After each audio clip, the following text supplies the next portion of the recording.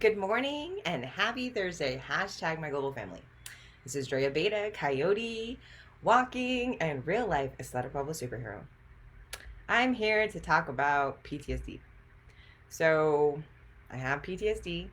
I am a survivor of rape and molestation, police brutality, and a predatory academic relationship that literally made me suicidal 4 years ago. So I medicate with medical marijuana, which saved my life, and I'm a huge advocate for it, family. So please, I'm asking you to start thinking differently and start challenging the narrative of criminalization that throw my people away. Right? Black and brown and poor whites have been eaten up by the cradle to prison pipeline because of capitalist profits.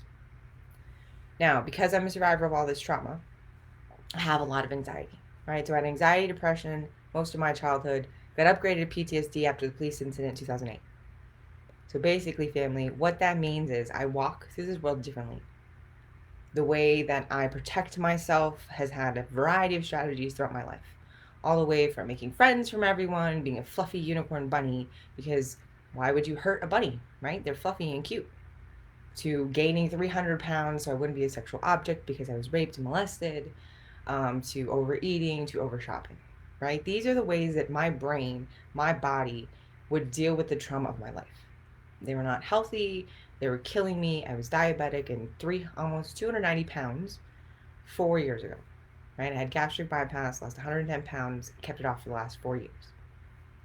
But because of all of this trauma, I get panic attacks and anxiety attacks.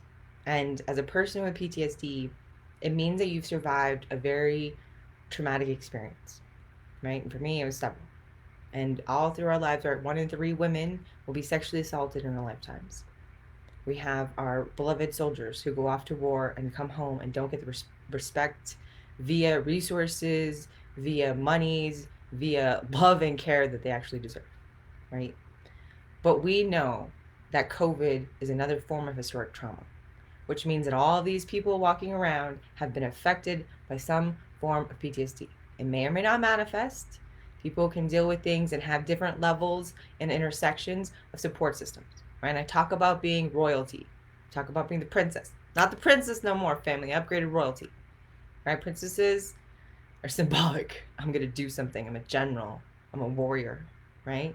So think about this. If you have PTSD and you have a panic attack or an anxiety attack, now let me go through both of those. A panic attack, and this is through my own perspective, right? I am an academic, a critical race, whiteness, intersectional scholar. I'm not a therapist. I am not a social worker. I'm not a psychiatrist, okay? I'm an academic. But I am a survivor of trauma and I write about this and I'm a specialist in trauma. This is what I do. This is what I write about. So when you're in that position and you have PTSD, when I have a panic attack, again, this is my perspective.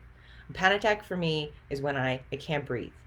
I am hyperventilating. I can't focus. I'm so worked up that I can't come down. So that for me is a panic attack, right? Or anxiety attack. Now, when I get an anxiety attack, sorry, so a panic attack. So breathing for me is associated with panic attack. Anxiety attack for me is I can't keep any food down. Okay, my stomach is rolling. I can't deal. It hurts, and I get so nervous. Start thinking about the next day, and so I lose my food. I just can't hold anything down. I am so agitated. I can't sit still. I walk around. My stomach is rolling, and all I can think about is getting rid of my contents in my stomach. Doesn't make sense. I don't know why, but for some reason, my brain is like, you feel sick, go get rid of it. Okay, so those two different episodes. One, I can't breathe. And in that episode, my amazing sister Kathy gave me a great strategy. So if you can't breathe and you find yourself in that situation, hyperventilating, you can't breathe, her suggestion to me, and I haven't tried it yet, because honestly, that kind of attack rarely happens to me. It's usually more of the second one. She said, take like a tablespoon, not a tablespoon, teaspoon of sugar, a little bit of sugar, and stick it on your tongue. And the taste of it, the grossness, right? The shock of that taste will pull you out of the moment. So that's a strategy, family. My strategies for being ill, right? And that happens to me lately 6 to 10 times a week. I'm serious about that. And it's very, it's horrible, family. It's horrible. I can't sleep. I'm having trouble eating. It's hard working, right? When your body feels really bad, stressed, you're sweating, and it's a mess, right? So the strategies for that, because literally it has been taking a huge toll on my life. One, memory palaces, family.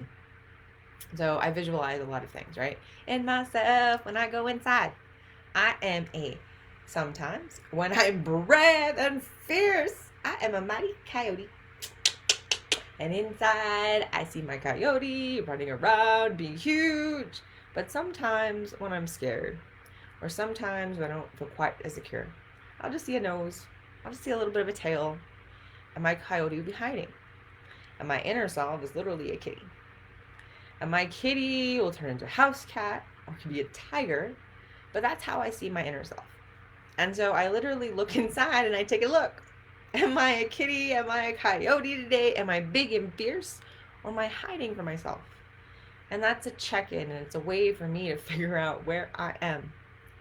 So now to my point. And again, family, this is my vlogging dissertation project for my critical race intersectional whiteness project, right? Walking as Coyotes, my own original critical race theory. So in this, I'm literally saying that we have to come and pull upon our superpowers. So my superpowers, family, are you guys. So these videos are to help me articulate my own journey with this and maybe inspire some change and hope in someone else. So when I have number 2, as in the anxiety attacks, right? I need to, 1, medicate right away, right? 2, seek a source of safety. I go find, I went back to work, you guys. It's been a mess since you went back to work. That's why I've been stressed too. But I go find my support network or call someone, right? Medicate, call someone. And I also immediately remove myself to a soothing situation. Try to get in the bathtub, guys. And I run the water, and it helps calm me down. So I hope you guys enjoyed some of these strategies. I hope that you remember that you are mighty and powerful, and that anxiety and depression and PTSD affect us all in different ways. But we can do this together, family. Mwah!